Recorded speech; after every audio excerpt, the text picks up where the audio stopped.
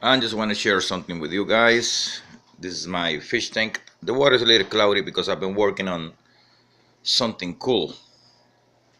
This right here, a waterfall inside my fish tank. How you do that? It's no water. It's an illusion. It's sand going down. It looks like it's a waterfall. I saw a video on YouTube and I decided to build my own one.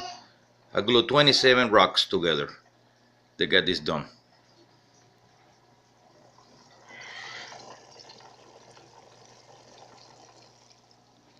And how it works is a PVC pipe right here with an air line going through inside the PVC pipe, and then the sand goes on the bottom and the air bubbles raise the sand up and then they fall down, and it create the illusion that you have a waterfall inside your tank, but it's sand.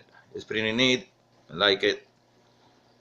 And took me like almost 2 weeks to build it. I hope you guys enjoy it. I hope you guys like it. I'm enjoying it.